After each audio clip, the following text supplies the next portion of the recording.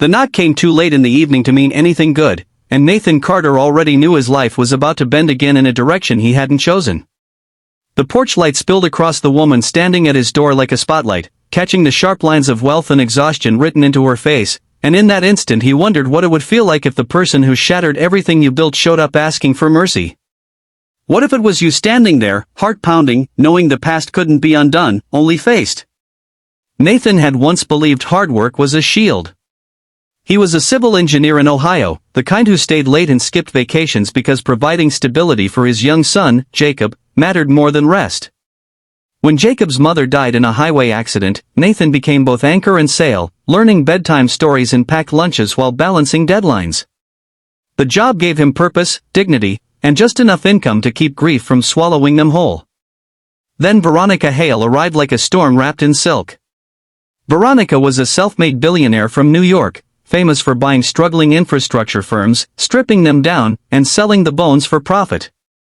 When her corporation acquired Nathan's company, promises of growth filled the conference rooms, but within months projects were cancelled, departments dissolved, and experienced engineers replaced by cheaper contractors.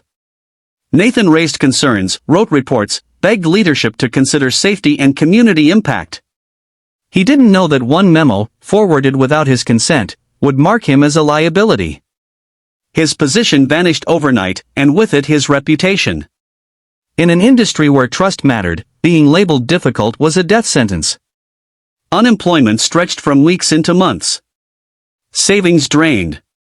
Jacob asked why the fridge was emptier and why his dad stared at the ceiling at night. Nathan took temporary work fixing fences and pouring concrete for cash, his hands cracked and pride bruised.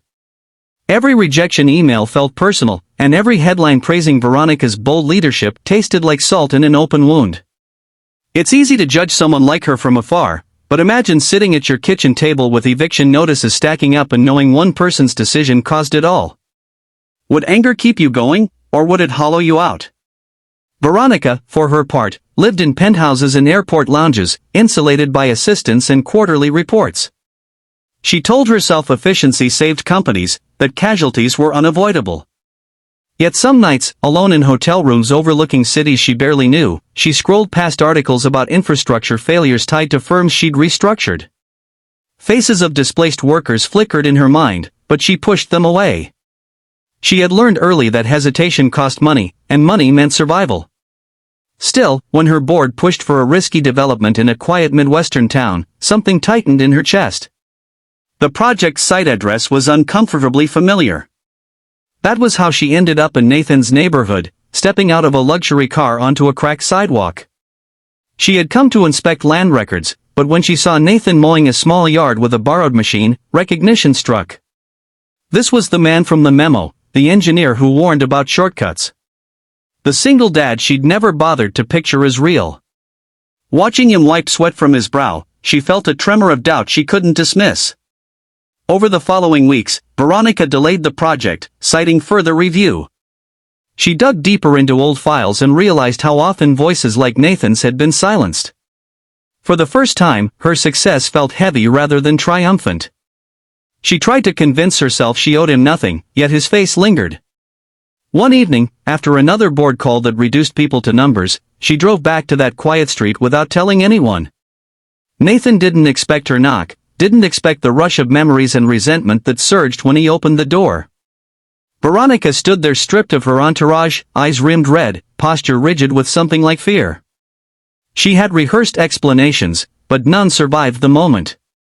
Seeing the worn couch behind him, the child's drawings taped crookedly to the wall, she understood the cost of her decisions in a way spreadsheets never conveyed.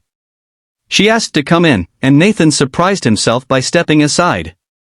They sat across from each other in silence thick with years of unspoken consequences. Veronica spoke of ambition born from poverty, of promises she'd made to herself to never be powerless again. Nathan listened, not because forgiveness came easily, but because carrying hatred had grown too heavy. He spoke of Jacob, of the nights he questioned his worth, of how close he came to giving up. There were no dramatic gestures, just truth laid bare, and something in the room shifted.